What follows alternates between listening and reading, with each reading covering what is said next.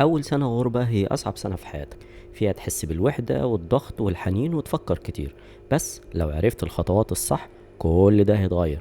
يلا بينا نشوف الخطوات.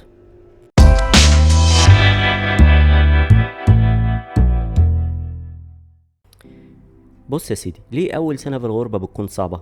طبعا عشان الوحدة، اللغة، اختلاف العادات، قلق. لكن المشكلة مش بإنك بعيد، المشكلة إنك من غير خطة. النهاردة هديك خطة عملية تبدأ تنفذها من أول يوم وتتحسن كل أسبوع. أول خطة معانا بتكون أول 72 ساعة. جهز ورقة وقلم، اكتب أرقام الطوارئ، رقم الشركات، العنوان بتاعك، عنوان أقرب مستشفى ليك. وخليك مسطر لكل حاجة عشان خاطر لا قدر الله لو حصل أي حاجة يبقى أنت جاهز. استقر في مكان نومك، لازم تعرف حتى لو سكن مؤقت النوم الجيد بيقلل التعب والقلق. سجل رقم واحد من أصحابك في مصر مثلا أو في البلد اللي أنت منها، كلمه كل يوم 10 دقايق عشان تحافظ على التواصل، لكن ما تتعلقش كتير بالبلد اللي أنت منها.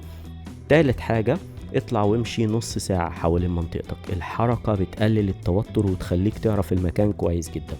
تمام. رابع حاجة، حط خطة مالية بسيطة للأسبوع الأول بالذات. مصاريف الأكل، مصاريف المواصلات، الحاجات الضرورية بس، مش مصاريف رفاهية خالص. ده مش وقت لأي رفاهيات. اعرف أقرب سوبر ماركت ليك، صيدلية، مكنة ATM، حاجات عملية توفر لك وقت وتقلل قلق.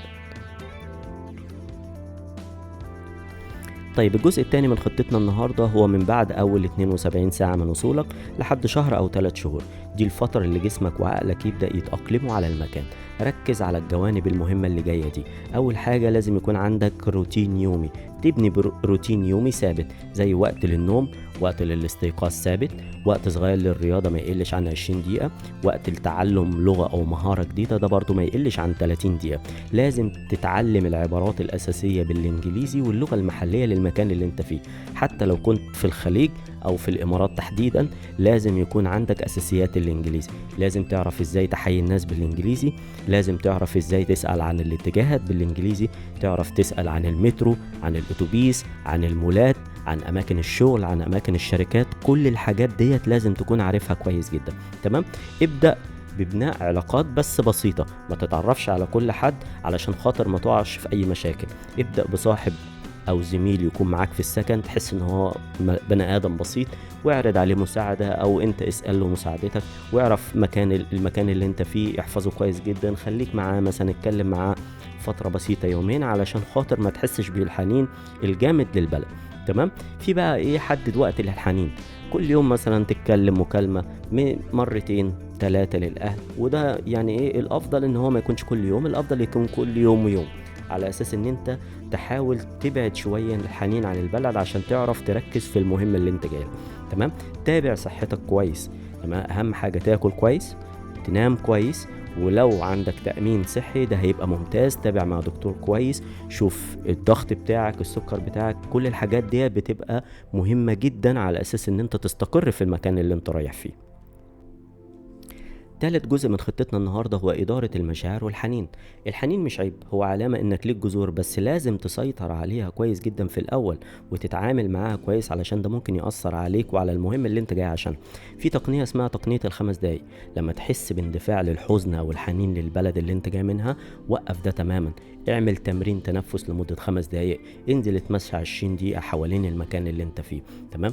اكتب 3 حاجات انت شاكر فيها كل يوم، زي مثلا انك قابلت شخص كويس، ساعدت حد معين، الامور ماشيه معاك كويسه. الامتنان بيغير المزاج.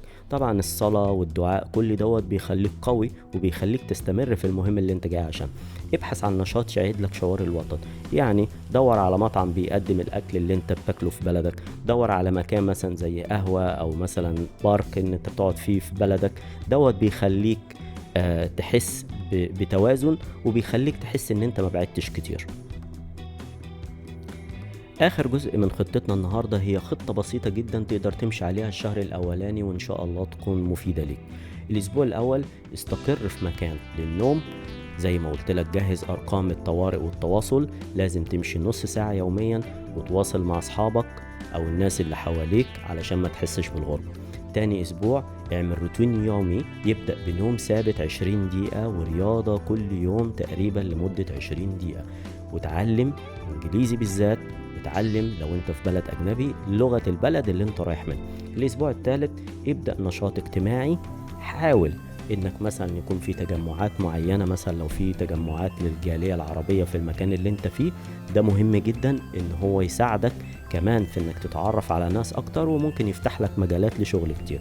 الاسبوع الرابع تعمل تقييم شامل للي انت اديته وعملته في خلال الفترة اللي فاتت ديت، اللي هي في خلال الشهر مثلا، وتشوف ايه اللي اتحسن وايه اللي محتاج يتعدل، وحط هدف للشهر التاني انك هتتعلم اكتر، انك مثلا هتوفر اكتر، او انك هتعمل حاجة جديدة او تتعلم حاجة جديدة.